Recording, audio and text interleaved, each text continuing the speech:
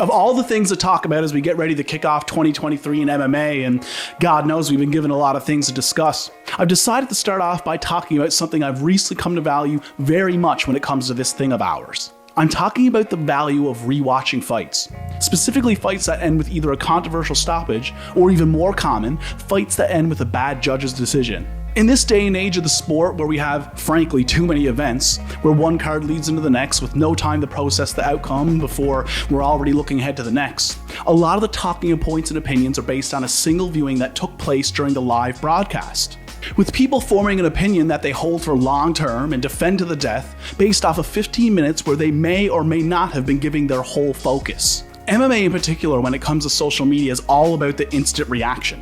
Being the first to weigh in and give a take, or be the first to get a good quip in. Nobody takes the time to sit on anything and think anymore. It's all about putting out that instant reaction. There is value in taking a beat, processing what you just saw, thinking about it, and then revisiting it at a later time where there are no distractions, preferably while you're alone, to have a look at it with fresh eyes and undivided attention.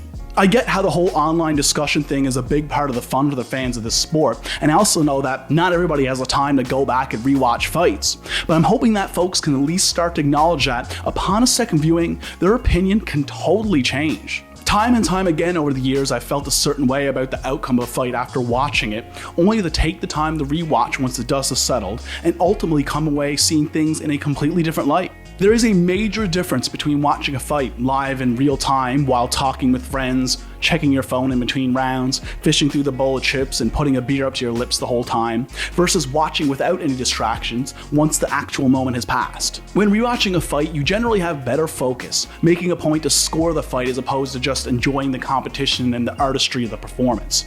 In my experience, while watching a second time, it reveals that a lot of the things I thought I saw were not at all how I originally recalled them. For instance, there's a situation where there could be an attack from one fighter with a barrage of strikes that I felt like in the first viewing was an impactful moment of the fight, only to go back and realize that that barrage hit nothing but air and or the opponent's arms, not landing a single shot. Same goes with the grappling realm. Oftentimes I felt like a fighter was totally controlled and on the bottom position most of the time, only to watch a second time and realize that yes, they were on the bottom, but they had thwarted all offense from their opponent, attacked with submissions from their back, and kept busy enough for the takedown and control to not really amount to much at all. Of course, the judging of fights is pretty subjective to begin with. Different people value different things and view certain things as more significant than others. And I'm definitely not denying we have a judging problem in this sport, but memory is pretty unreliable at the best of times. When it comes to combat sports, I feel like memory being unreliable is more evident than ever.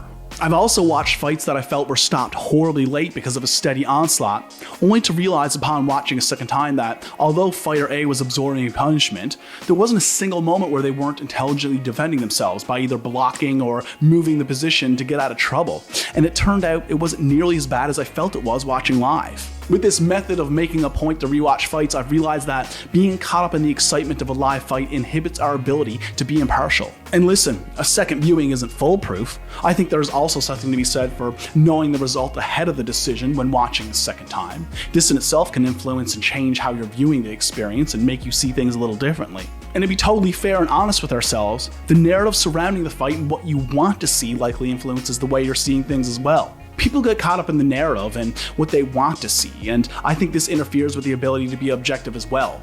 Couple that with very short memories and the ability to recall, and you sometimes have a whole new fight on your hands when you're viewing it for a second time.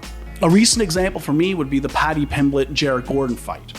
I originally thought it was the biggest robbery ever. Upon a second viewing, there's no question I think Jared Gordon won, but upon a second look, it wasn't nearly as lopsided as a fight as I thought it was. Even as the final bell sounded, Joe Rogan remarked that this would be a tough fight to score. It made me question how much the hype around Paddy and the controversy with Helwani impacting his media darling status affected how I viewed it. When it comes to a controversial decision, watching a second time won't always change your mind from what you originally thought, but it often makes you a bit more understanding of how it could be seen the other way. I'm not breaking new ground here with some sort of brilliant revelation. I'm just throwing it out there that the next time you see a controversial decision, give it a second look over before you take to Twitter to slam the judges. You can come away from the same fight with a different perspective with just one more look, which makes that one more look worth the time.